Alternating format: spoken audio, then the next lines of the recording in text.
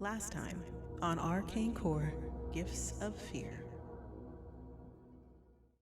As you go over the facts of your latest case, assigned to you by an old archivist and friend of the Corps. It wasn't an official case. It was still an open one, though, 10 years old. Carlisle Haynes, a seasoned seeker agent who had been in the Corps for nearly 40 years before he retired, had gone missing. He had been 66 years old at that time, and to this day, he was never found, dead or alive. The last person to see him alive was his daughter, Emerald Haynes, who had told her that he would be visiting his husband's grave the day of his disappearance. And at that gravesite was his personal effects, his phone, ID, and watch left neatly before the tombstone. And that was it.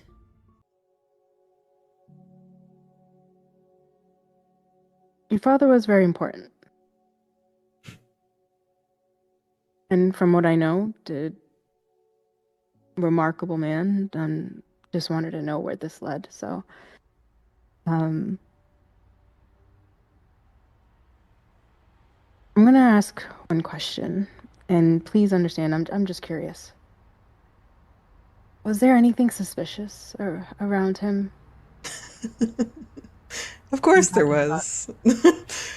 Like, you're suspicious. You're in my house right now, and I don't know what agency you work for. And I'm assuming you can't tell me. I can't. No. You've been getting really good with the filing, cataloging, and doing your own research. Like, they're looking spectacular. I have no notes on that one. But I guess my question is, like, where do you want to go? You want to stay in field, or do you want to go somewhere else? You stay as a seeker. I want to know what you want. I want to keep helping. And that's honorable. But what do you want for you? Respect. I miss being respected for my talents and not the killing. You will be working with, and he opens his drawer and then pulls out a notepad and flips the page open. So we have Marcus Adani. We have Hunter, if I remember correctly. We have Orfi, who I think you know, in the department, Seeker. And we have, this one will be a struggle for you. Ezra is going to be on that team as well. Is that truly necessary? It is very necessary, yes.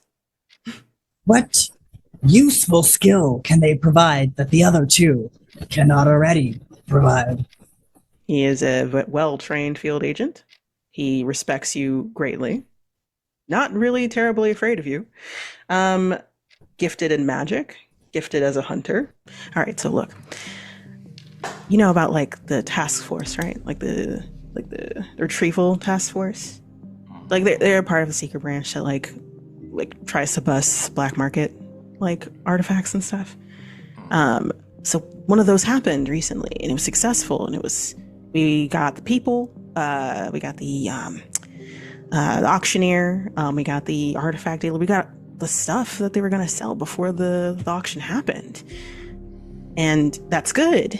But I think something went wrong, later. Everything went well, during the bust. It's just after. And I don't know exactly what happened yet, but someone might be hurt, I think, or I don't know.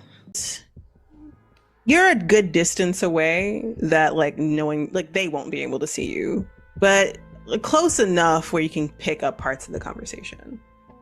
You hear Theo kind of say did you get the email?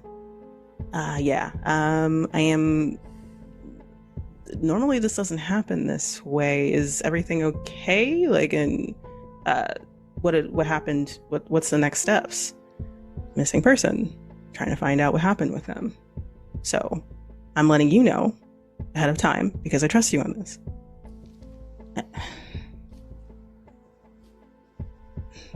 Okay, that I got it. I can handle it. Are you sure you can handle it? Don't be an ass. I can handle it. Everything's gonna be fine. This is gonna be a very, hopefully, quick mission. We're going to find out some information about a missing agent. An item that was retrieved during a bust yet to be classified has gone missing along with them. The circumstances are a little weird, so we're going to listen along. This is a report from their direct supervisor and lead of their task force, and we'll go from there. He puts the recorder down. Are we ready? Yes. Okay. And then presses play.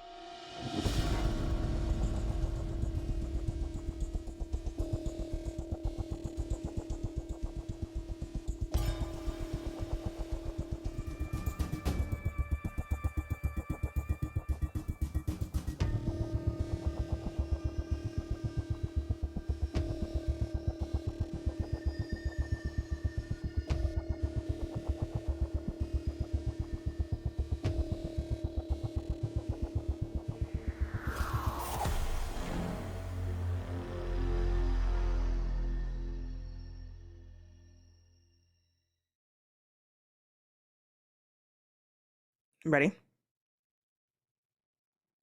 Presses play.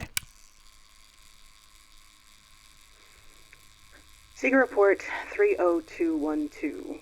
Report given by Secret Agent Reggie Morrison regarding their encounter with a midnight auction artifact bust, the retrieval of several unlisted items in the process, and their missing teammate. Original report given May 3rd, 2017. Recording by Theo Black, head researcher of the Seeker branch at Arcane Corps headquarters in New York City, May 3rd, 2017. The report starts now. The Corps has had a consistent issue with black market artifacts for years. It's no secret. We all know. I would like to blame the higher-ups for it. That would be a bit too easy, though, to be honest. If the Corps hadn't put some form of protocol in place regarding the discovery, tracking, and seizing of dangerous magical items, I am certain our world would have imploded on itself 10 times over by now. Someone's got to do it, but it doesn't help that more and more deadly items seem to find themselves in the hands of the mundane every day. People keep making or conjuring or stumbling upon old ritual sites all the time. And luckily, most artifacts that are found lean more towards the magical, ethereal, or whimsical side of things. But sometimes, there are more sinister things left behind. Destructive, violent. Items that could stop your heart simply by standing in the same room with them. Torment you into oblivion. Curse you into eternal suffering. Sorry. I'm explaining things you don't need to know, aren't I? You're a seeker too. To whoever is reading this, you already know this stuff. How many suspicious deaths have you read in the paper or watched on the news and just wondered if it was probably some unfortunate soul touching something that looked innocent enough at first glance? A necklace, a painting, a vintage radio, a book. Well, let's get into it, shall we? For starters, I'm not going to sugarcoat this. I think Andy is dead. I hope I'm wrong, of course, but he's been missing for over 24 hours, along with that item he had been cataloging after the midnight auction bust. And the cleaners are purposefully keeping us in the dark about what they found in his apartment. They've assured us that they don't find him there, but something is clearly wrong. He's just gone. And based on what we've seen with these other unknown artifacts, they aren't exactly docile. Some of them were logged with an unknown classification, but most of them were logged as hostile. These items, I should have known something was wrong as soon as I found out Christine Anderson, the auctioneer from this particular auction, had no understanding of what they were.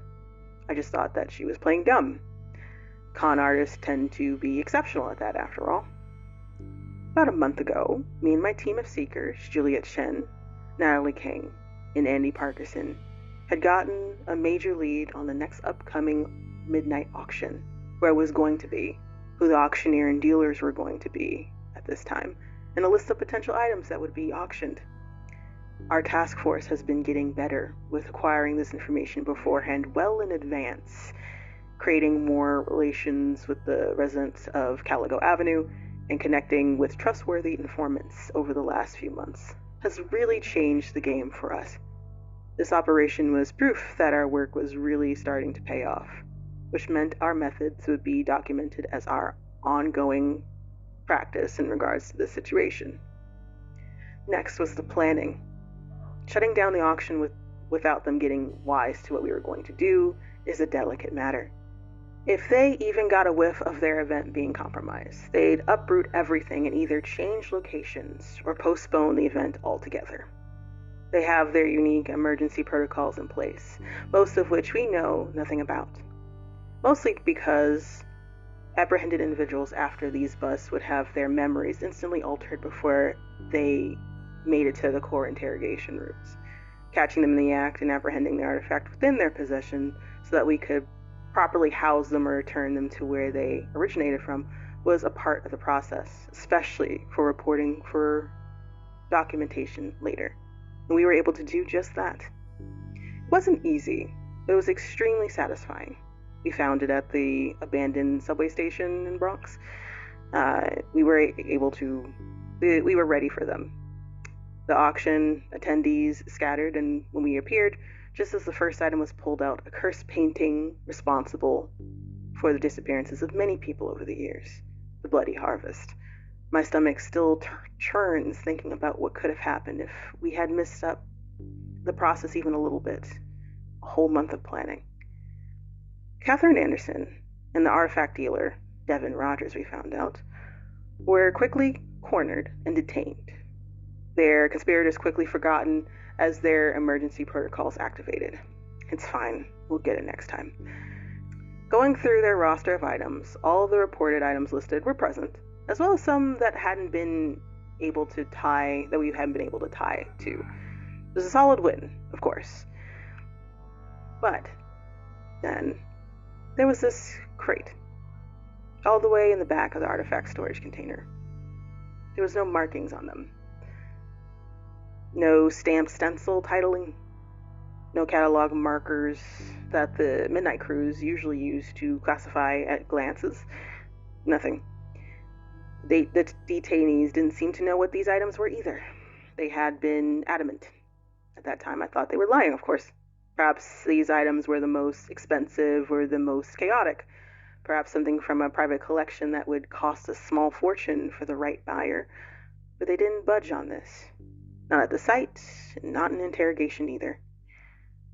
Once everything else with that had been confiscated, had been processed, it fell to my team and I to do classifications ourselves, and since there was no documentation on these items at first inspection, we had to do all of that ourselves, which, of course, required us to use the ritual rooms beneath HQ. This wasn't a simple R&D review process. These items might cause great harm. Better safe than sorry. The items within the mysterious crate were as listed. A painting labeled "The Beautiful, Perfect Night," depicting a singular figure with their back to the viewer. Surrounding them is a perfect black background. A chess set with whittled game pieces that seemed to be made of bone. It seemed like it might be human. A novel title echoes with a clear navy blue cover. The letters are cut out in the cover. The author wasn't noted, but there was a sticker that stated, "From the library of Jorgen Leitner. Neither this nor the person has been located just yet." An antique hand mirror with a beautiful pattern on the back of it, appearing in pristine condition. A copy of Jacques Collin du Plancy's Infernal Dictionary, rough translation on my part, which was published in 1818 as far as we know, but this copy seemed to be published in 1908. As far as we know, no special editions have been republished. And finally, a handcrafted floral inlay music box with a key. Turning the key would start it, causing a beautiful but haunting melody to play. We went through the proper process of classification, 2 people to every 1 item. The findings were unnerving, unsettling, and I'm a veteran of the Corps. I'm going to be honest, this rattled me. I don't think these items originated from our world, if I had to take a guess. That's a hypothesis, of course, one that I was going to confirm, but, well, Andy decided to take on the music box themselves. They were supposed to classify with Natalie, but they had decided to take a much-needed break after their work with the mirror, and Andy just wanted to get it over with, I believe. I should have been paying attention to the progress with their research area, but I had been distracted with my own findings of the chess set. They had left suddenly, almost 2 days ago now, as I write this, stating that they weren't feeling well, that the music box made them feel off-kilter after they listened. I told them to stop by medical before they went home, as is procedure after any encounter, really, but I found out later that he didn't. He left immediately. And it wasn't until I had finished my report a few hours later and checked their research area that I found the music box was missing. They wouldn't answer their phone, and I immediately knew why. They had left their coat, their backpack with their wallet and ID, their phone. They probably just walked out with whatever was still in their pockets, which clearly wasn't much. I reported it immediately. Cleaners were dispatched to their apartment in Midtown, and from what I was told, they weren't there, but clearly something disturbed the cleaners that went there. The scene had been locked down immediately as a result. I was told not to look into it any further, as me and my team may also be compromised, based off of our closeness to the unknown objects, as well as the closeness to our teammate. But I knew there was more to it. They don't want us at the scene, at Andy's apartment. Apparently he wasn't there, but whatever was couldn't have been good.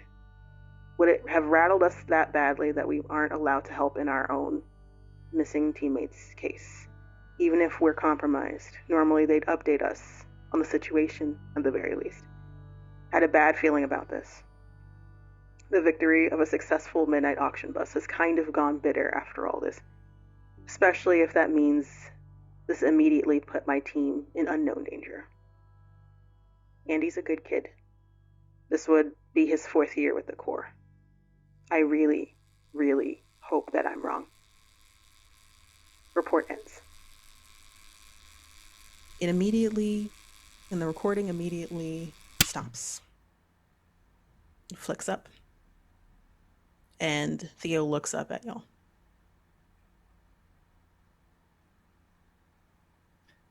Where can we receive the information about Andy's house?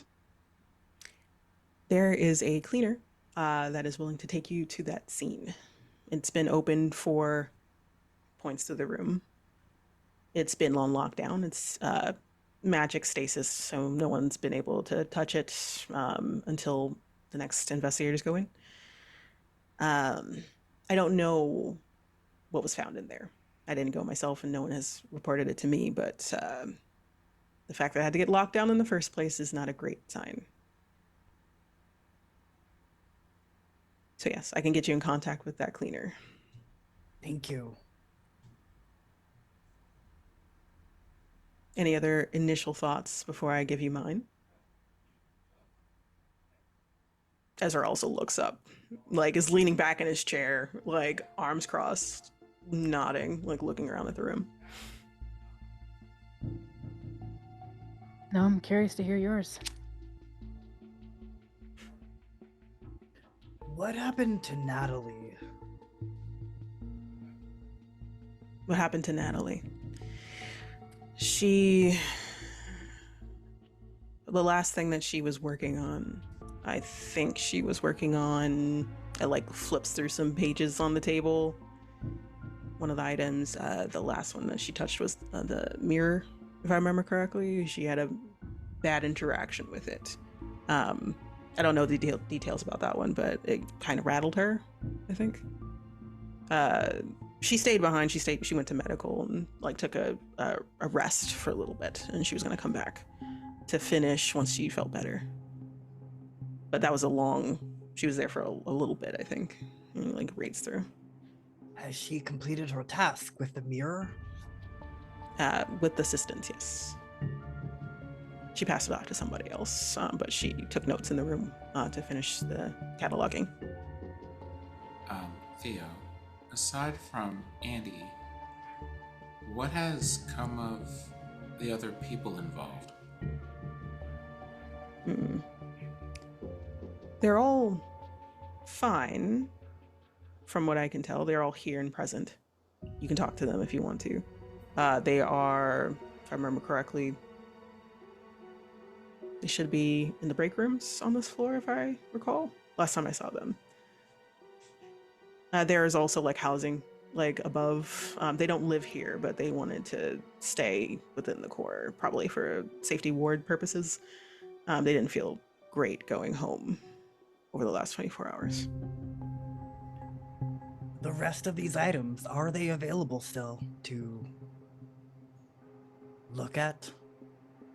They are available to look at, but I do not think that you should look at them. If you do, I would advise Regina walk you through them, because she knows all the classifications to the best of her ability at this time.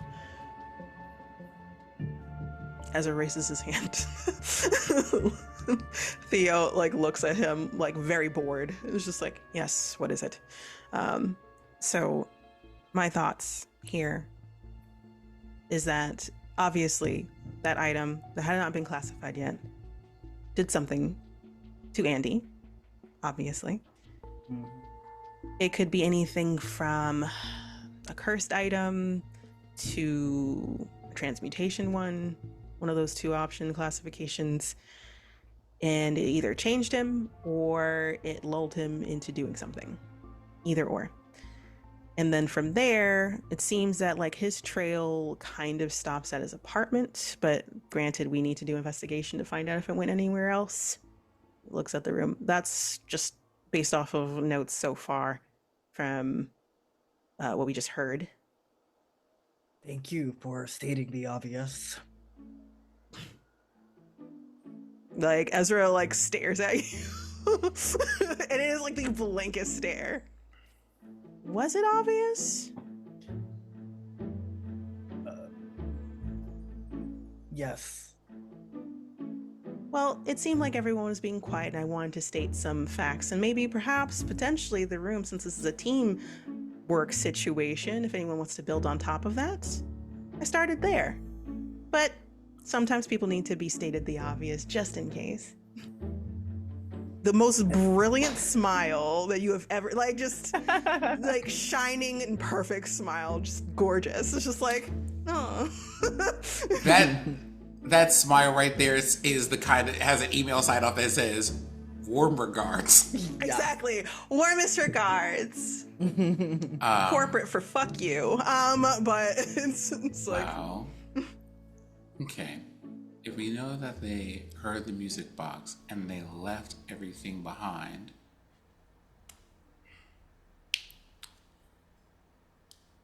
if y'all would like to roll things to get more information, you totally can. Yes, please. So, like, if y'all have, Goodness. like, moves that you can use, skills you can use, anything like that. Marcus at least looks to Theo just first. What, finish that thought you had. What did you think about this? He stares at you for a moment, like he's processing, like thinking back over, because he's the one that recorded it, right? Mm.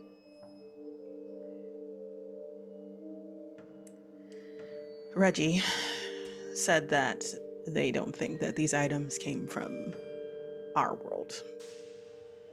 I don't have proof of that yet. There's ways to find out, but I don't think they had the time to do that yet. I don't know what that thought process was or where that came from, to be honest. It could be that it appeared out of nowhere. It could have been, to be honest, if I had to guess, like without going to that conclusion, he crosses his arms over his chest. You could think that like maybe a rival auction or auctioneer dropped it as a means to distract or mess up the show. But that's not what they thought. They thought that. I think that's something to look into. Can I use Yes. a moment of psychology here Mm-hmm. to kind of like analyze this? Because what I'm thinking is there's normal jobs, but I feel like what we're being asked here is a little bit outside of the norm. And I'm curious about whether or not Theo has picked us for a particular reason. Ooh, that's a good point. Yeah, roll psychology. This is going to be at a... I advise that you try to make it easier for yourself to roll against Theo. Okay, then I am going to make an effort. Gonna put in some effort. So 14 minus 3 Is 11. is 11. So Do I you put made that it in the pool number or the big number? the big number. Like the pool number is going to be your base. So like the big numbers. Thank you. So that's 2 steps. Don't roll yet. Let me just check in.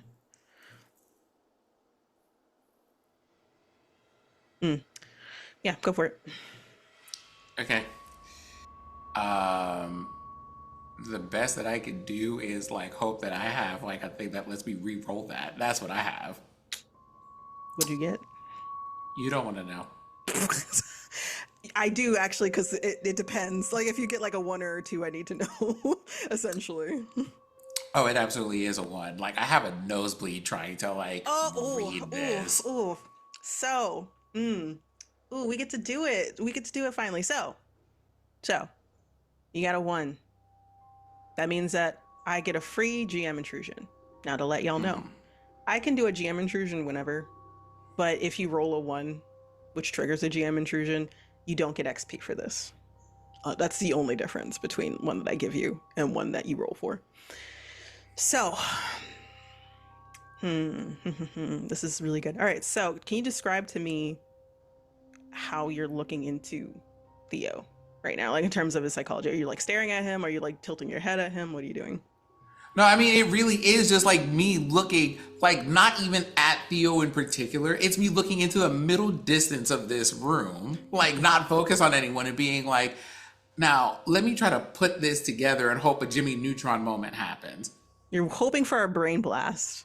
I really am. And it's just not coming. So like you're staring off into the middle distance and your brain is like focused on like Theo specifically. You're like, did he pick us for a reason? And you're going through like Janemba, Ezra, Marcus. These are all like, you know, their capabilities. They are pretty much like a good fit for this, but like, is there anybody else that could have like, because everyone is pretty exceptional, like no one's really like slacking or anything. Why this group? And you're already getting like vibes about Ezra and Theo because of their earlier conversation. And then You feel, as you're thinking about it, eyes looking at you, like someone's looking at you. It's very permeating. You feel it to your core a little bit. And let's say you were like, Theo's at the front of the room, so where the door is facing y'all. You're looking at the wall, and you're like, Theo is probably like wondering what I'm doing, right? You turn back, and Theo is not looking at you. He's looking at everybody else, like conversing with them. But you still feel it, and it feels imposing. It feels weighted on you. And you're a stealthy person. You don't like being noticed or seen, at least not to this degree. And this feels exceptionally intense. And it shows on you that you're feeling uncomfortable.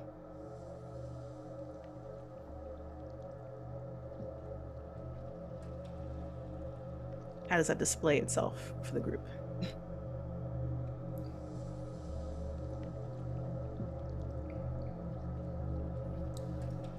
Because you're not a type of person that shows discomfort normally. Probably stimming like this. Okay. So you're tapping your pen on your book. But it was like, at first it was initially really quiet, and I think it's one of those things that's getting increasingly louder because in the middle of whatever this is, Orfi has no concept of how loud the tapping is getting. So it's getting loud enough. Some of y'all might notice, but like the conversation is still going. And then and you're noticing that feeling, that oppressive feeling of being watched. It's not a big room, all right, first of all. So it feels like it's coming from behind you, like from behind, and then it's coming from directly up and to the left. So in the corner, another, that feeling is coming from multiple directions. And then as that loud tapping happens with that raised feeling, a hand is placed on your shoulder. You look over and it's Ezra with a worried look. You good? I have a moment that I'm actually startled and scoot my chair back about a foot away from the touch just because I wasn't expecting it. Oh, I'm sorry. I should have asked. It's fine. You just startled me just a bit. Right. I might be thinking too hard about this. Maybe I should have I don't know. Ew, I was about to say a mocha frappuccino, but I've had the last one of those that I'm gonna ever have in this life. But coffee sounds good. Yeah, there's a break room we can go. We can wrap this up and then we can get some coffee. And you feel that feeling dissipate slowly. It's the best way to put it, because I'm going to give this to you. Yes, you failed, but I love giving you stuff even when you fail. It feels like if eyes were on you, those eyes are looking elsewhere one by one. And it's fading away in different directions, closing, looking left, looking right. You are no longer the focus. And there is a moment where Ezra is saying it's fine, and as I feel that feeling recede, I'm actually looking around the room in the directions that I'm feeling the eyes fade from. I love you ask such really cool questions, and I am here for it. I'm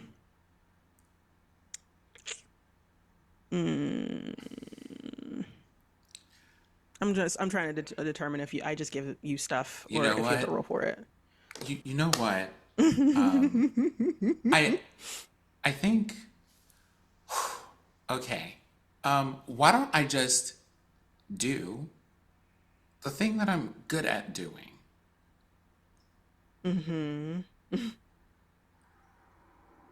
Which people may be paying attention or not. And I pull out another card. Okay, so you're doing another premonition? Yep, in the form of drawing a card. About the subject of, on the topic of, like, um, on the topic of what happened at Andy's house. I'm assuming that we know what the address is at this point.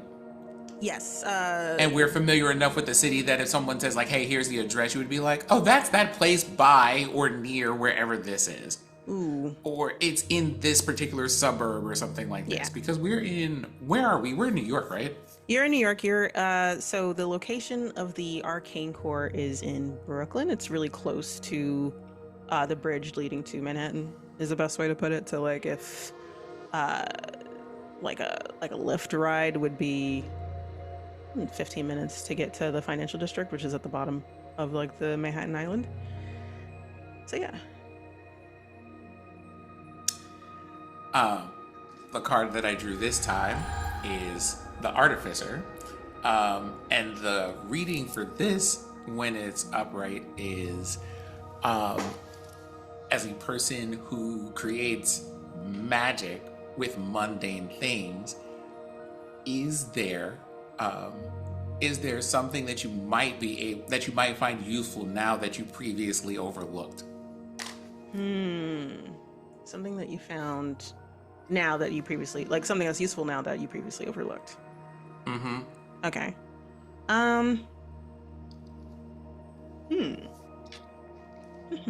Maybe.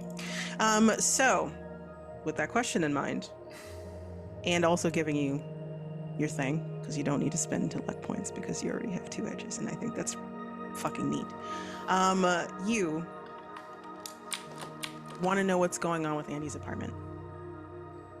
So, I think what happens is, for the sake of, let's do movie magic with this. Yes. Like, when I do the thing, like, I just, like, it's one of those, like, legerdemain things. I just, like, draw this out in a way that doesn't draw, like, a whole bunch of attention to myself. But when I look at it, the surface of, there's, like, whatever the card reads, and then the surface of it changes to, like, show me something related to the reading I got. Yeah.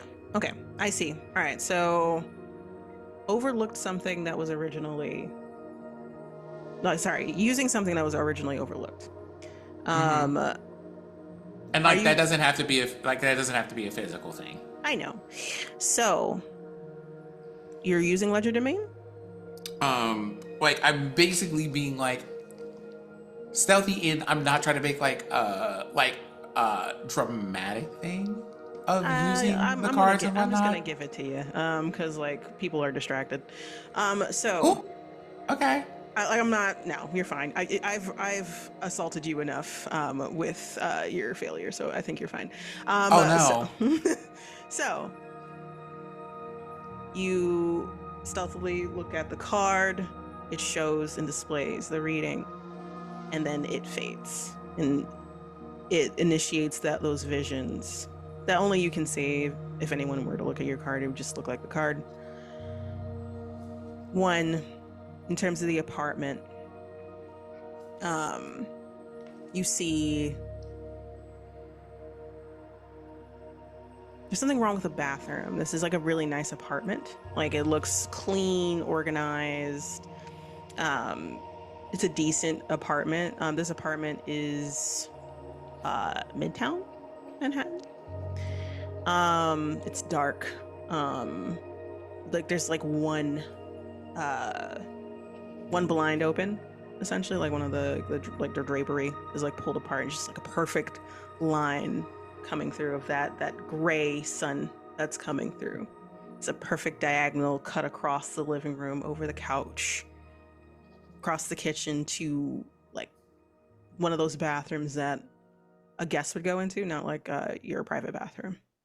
Mm-hmm. Doors open, and you see in that bathroom, you could see like the mirror, sink, tiling, like the edge of a bathtub. And all of that is splattered with blood. a lot of it. But it's so neatly contained towards the tub. It doesn't look like it trails out. Like, from this quick view that you see. And just as like something that you overlooked that is useful now is that presence that you sensed before. Probably because you did this. You did a premonition of this apartment. It's almost like it followed your view a little bit. And you can see through this premonition in the corners from like the kitchen, from the living room, the edges of the room. Eyes. Checking out the area, taking in information. You see those eyes, they are like hazel green, intense, glowing, looking around, taking in information. And it like appears just as your premonition opens up. So it used your outlet of looking into things to also look into things.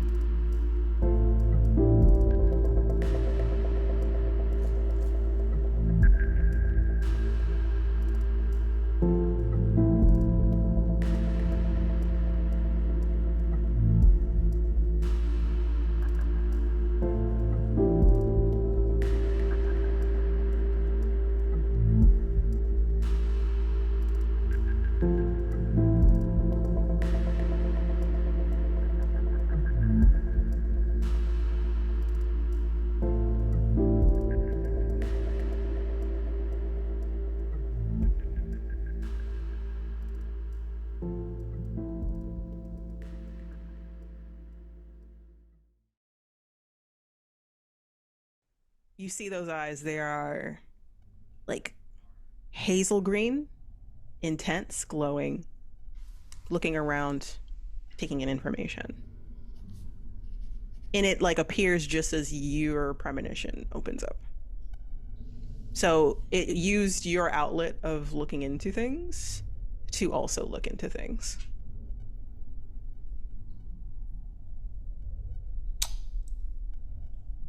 You gave it passage, essentially. Thank you. You see Orfi pull out a notepad Go for it.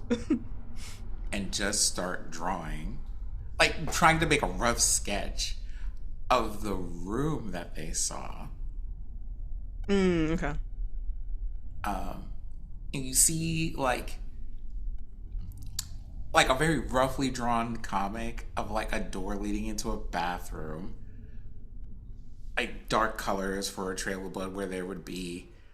And then you like look at this and you're just like, I mean, okay, it's a drawing of a bathroom, whatever. And then there are just scrawlings of eyes that just start to appear in places that don't make any sense, are not attached to a body. They're just like on the doors and on the ceiling and like in ambient across the page. Awesome. Ooh. Are you doing this just for yourself, for your own eyes only, or are you just scribbling just in general? No, like I think this is scribbling just in general. This Okay. is a thing, like this particular thing, I think is something that everyone would be able to see Orfi doing if they care to observe. Okay. I will leave that up to everybody else. I would say that like Ezra notices that you're like getting into sketching, like you probably are following a thought, right? Like, and he like briefly looks over, but doesn't like go over your shoulder to find out what exactly you're drawing. You are closest to Marcus, if I remember correctly. And Janemba, up to you if you're noticing this. Like With an eye roll, mostly. sketching during a meeting, seriously. So -2 points on that review when that comes up. So, this is all happening with Orfi. I'm going to ask what you two are doing, like, at the same time. Like, Theo is letting you know about why, like, the question, why did Reggie think this was from somewhere else? That's not the first thought that he would think that Reggie would have. So that is, like, a point to ask them. Like, is what he's saying. Like, you should probably ask Reggie why they thought that. But that's like what is like pressing for him. He probably has other thoughts, but If Marcus is able to see they're just writing down Reggie's name, ask Reggie in their little rolled up notebook, and as they could see what is happening next to them, they'll scribble on like a corner of the sheet what happened. Slowly tear it off like while they're talking, just and then as they put the notebook down, slide it over to, like under their hand, slide it over to Orfi. Okay, so we should ask Reggie next. Got it. do I want I you could to stealth see. it though, Marcus? Like, do I want you to stealth that? Please do. Looking at your thing, you do not have a stealth thing, but this is just a difficulty level 3, so like everyone's distracted, so like it's not that bad. It's a 9. A 14? Oh, so you pass. You're good. You're able to do that just fine. You're fine. Cool. Okay, so we're figuring out this. We should ask Reggie about these questions. Got it.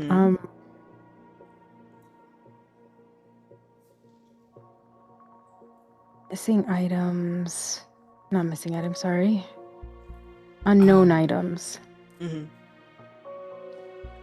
Do list out a couple people that we should talk to outside of, people in the Corps that would know where Andy would have gone to. Family, things like that. Any connections? Yeah, I can. He like thinks for a moment. outside of his cell, the Seekers, obviously Natalie, Juliet, and Reggie. But they had 2 informants that they were in contact with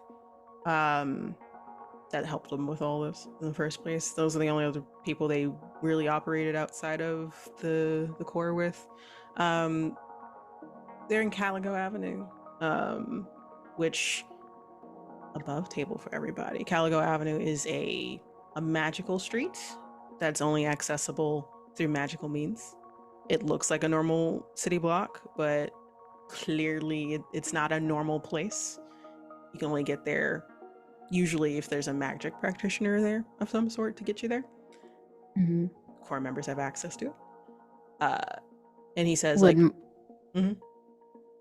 would Marcus like perk up being like, mm-hmm. their time as a freelancer? They're just like, okay, I know exactly some people on the street. Got it. Okay. Mm-hmm.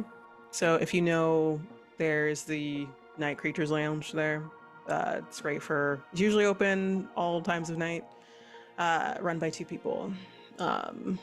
Cynthia and Dorian. And I owe Dorian like $5. Fine. Mm-hmm. Yeah. Mm-hmm. So you better pay that back actually as soon as you possibly can. He'll come find you. But if you go there, those are our informants that are on record for this particular process. They might be able to help you know a little bit more. I'm not sure if they would know where Andy is, but we haven't tried looking into Caligo yet since yeah. That's the idea. Just try to piece together where and if they missed an appointment, if whatever they and they kind of look to Janemba and Orfi to see if there's like a recognition. If this music box has taken all sense of, direction, or if they're walking on their own, that's what I'm curious about. A lot of these things, they seem to have their own set of rules. So when they look over to Orfi, have they returned the note anywhere, or is their face, are they still sketching?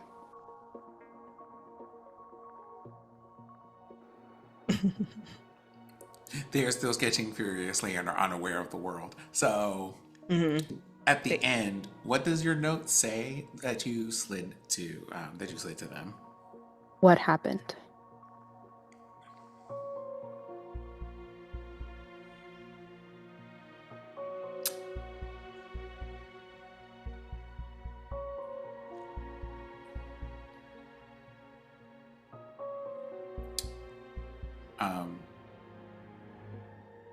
You get your notebook back, and it just has an additional page in it with a sketch on it.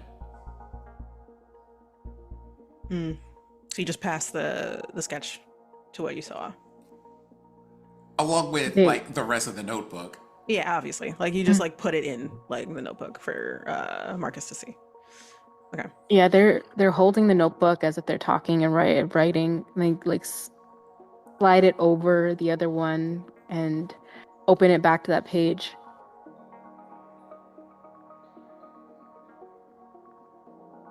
Swallow, just for the next sentence and try to continue for Theo. You all right? Yeah. There seems to be a little bit more than just something else playing at this. So I think, at least for me, I have questions for some of these informants. And Janemba, you have years at the Corps, so what do you think would be best? I think we should go to the house first and properly examine the last scene. And from there, we have many people to interview. Ezra nods knowingly. That seems obvious. I think it's obvious. Like it's just, like he said it with like the cutest smile. Like that seems Ezra, obvious. as like Orfi has gone from being in like coming down from like a small like existential crisis to being like, now Ezra. What? Like looks over to you, Orfi. What? Orfi reaches into a bag and pulls out a folding fan and just like passes it to Ezra. Ezra takes it and claps it open. Like just Theo, if there is anything else, please let us know. absolutely. Like he's literally like hold, like just trying not to laugh. I think that Theo. it's a wise decision. Yes. Yeah, Orfi. I have been trying to put this together, and I think maybe the best way to ask this question is just to ask the question. So,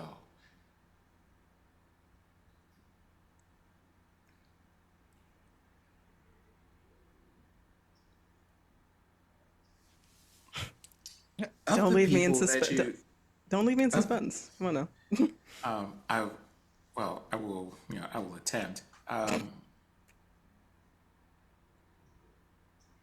Summarily speaking, is there a particular reason that you've asked us to look into this?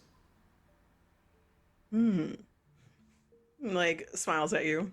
Yes. I think you are all very qualified to get to the bottom of this as quickly as possible. Points to Marcus. 10 years of experience as a freelancer.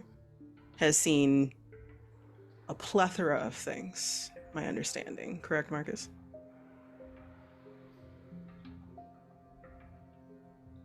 Correct. But speed, that's what you're looking for? Quickly solve this? Mm-hmm. And I think Janemba would be a really great addition to that. Knows how to get to the bottom of the next stages of things. I think can bulldoze through those things, not just physically, but actually can put those notes together faster than most people. Ezra is an exceptional hunter and has proven themselves to be an exceptional seeker. And Orfi, and he looks at you knowingly, Orfi. You are a jack of all trades, my understanding. And you have done exceptional work here as well. I think you can get to the bottom of a lot of things a lot faster than most people that we know.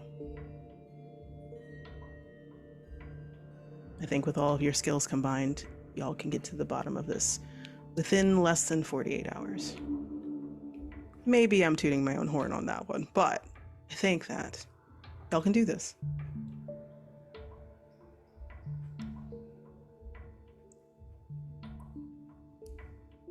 From the time that we've worked with Theo,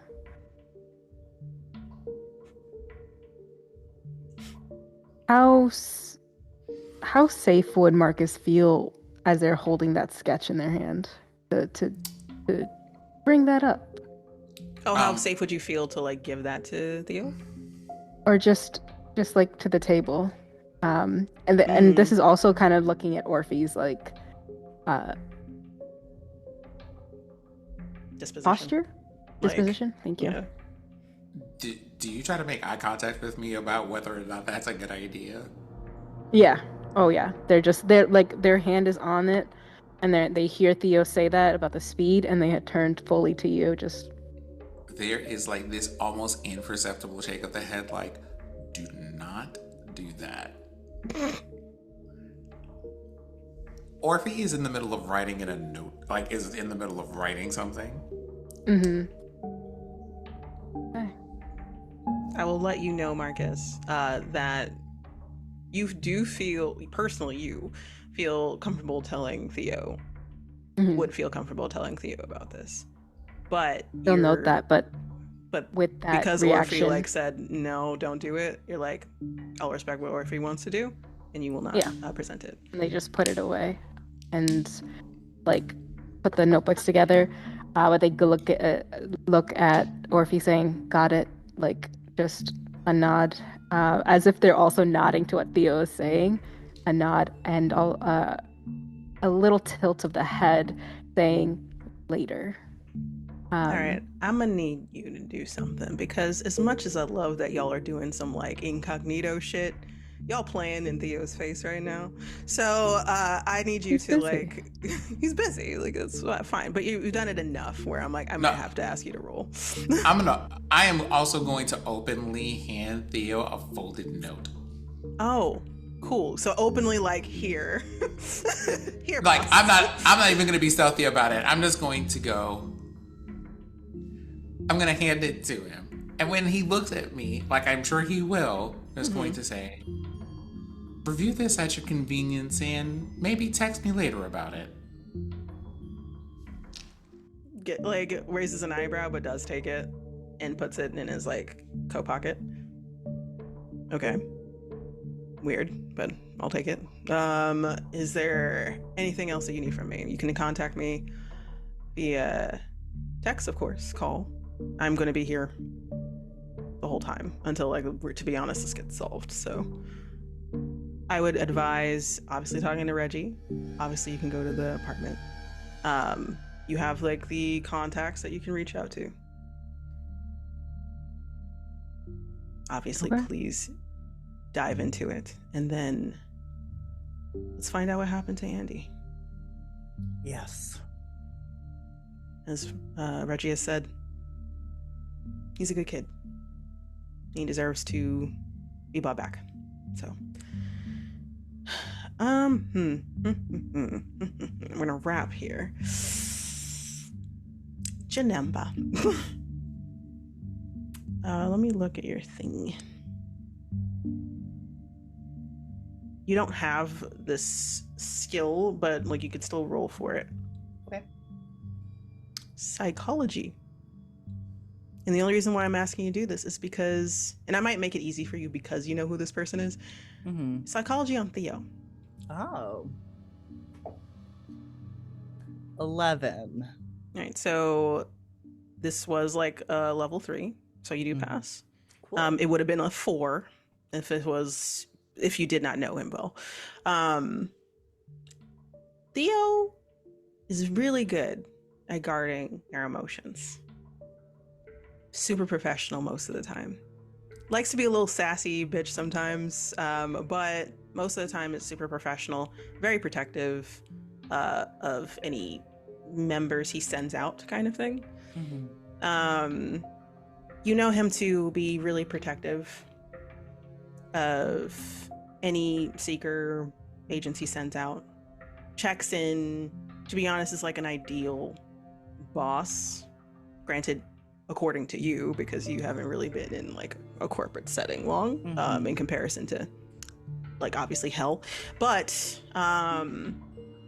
he guards his emotions very well. In the last 5 minutes, maybe 8 minutes of this conversation that y'all have been having, his expression for a moment turned to, for a split second, one of concern and worry. It especially came through when he said, Andy's a good kid. We want to really bring him back. But he didn't believe it. And he didn't believe it because it seemed like he didn't believe it because it seems like he knows something that he just got information about. I mean, okay, that's fair. I will also note that at the beginning, they say like it's been 24 hours. Like, I think that Andy is dead. Theo didn't say that. Theo was reading the report from Reggie. So that was from Reggie. Okay. Yeah, that's Reggie's report that he was like verbalizing for ease of listening and note taking. It seems like in the last 10 minutes, he now believes it. Something happened in the last 10 minutes that makes him believe that Andy's not, like, doesn't believe that he is going to come back. Okay. Yeah, they'll definitely note that. Very mild, but you know your best friend. So with that, Theo nods. It's like, contact me if you need me. And leaves everything out for you. Like, there's like documentation that y'all can look at, pulled out books that might help with the situation. Leaves, doesn't close the door behind me, like kind of partially leaves it open for anyone if they want to close it and keep it private. And y'all are left with that. There is an alleyway between buildings, between businesses in Midtown. We see a figure walking down it with curly brown hair, like a little past the chin that's been pushed out of their hair, pushed out of their face. Freckled skin. Freckled skin. Eyes that should be a deep blue. Kind of wearing, like, kind of like the assistant professor, like, garb is the vibe you're getting.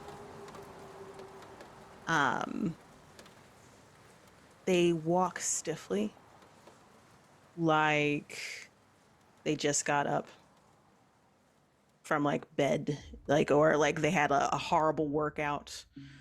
But the gait is stiff, and it takes a little bit of time for the walking to align. You can hear the creaking of something. Bone?